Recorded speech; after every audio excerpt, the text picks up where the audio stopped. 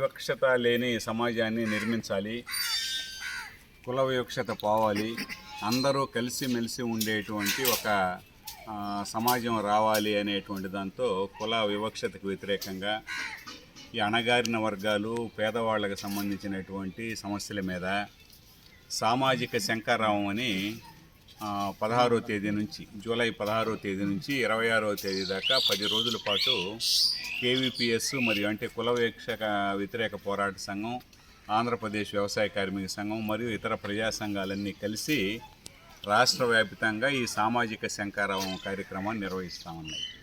ఈ సామాజిక శంఖారావం అనేటువంటి ప్రోగ్రాంలో మొదటి మెట్టు ఏంటంటే హరిజన వాళ్ళు, అరుంధతి వాడలు అంటే దళిత వాడలు, పేదవాళ్ళ నివసించేటువంటి ప్రాంతాలకు వెళ్ళి కుల వివక్షత ఏ విధంగా కొనసాగుతూ ఉన్నది, ఆ వివక్షత రూపాలు ఎలా ఉన్నాయి, ఆ కుల వివక్షకు వ్యతిరేకంగా మనం ఎలా ఉండాలి అనేటువంటిది అట్లా సర్వే నిర్వహించాలి.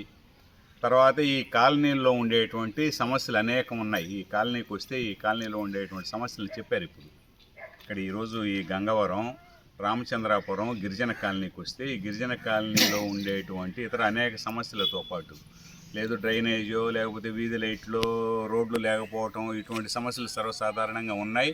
వాటిని కొంతవరకు చేస్తున్నారు, ఇంకా కొన్ని చేయాల్సి ఉంది. కానీ ఒక 130-140 కుటుంబాలు ఉండేటువంటి ఈ గిరిజన కాలనీకి శ్మశానం లేదు.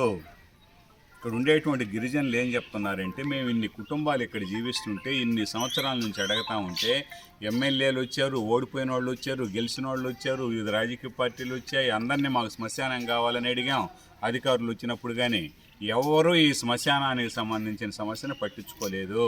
ఎక్కడ పూడ్చిపెడుతున్నారా అని అడిగాం. రోడ్డు పక్కన పూడ్చిపెట్టేస్తున్నాం శవాల్ని. అంటే ఎంత ఘోరమైనటువంటి పరిస్థితితో దీన్ని బట్టి మనం ఆలోచించాలి. ఎలాగూ భూములు లేవు, పెద్ద పెద్ద అంతస్తులు లేవు, పేదరికంలో ఉన్నారు, ఆస్తుల అంతస్తులు ఏం లేవు.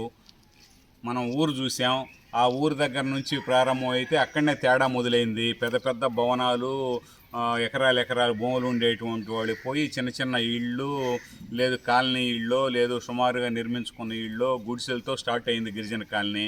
తర్వాత దీన్ని ఆనుకొని హరిజన వాడు ఉంది, అరుంధతి వాడు ఉంది, కొంతమంది ముస్లిమ్స్ ఇళ్ళు కూడా ఉన్నాయి.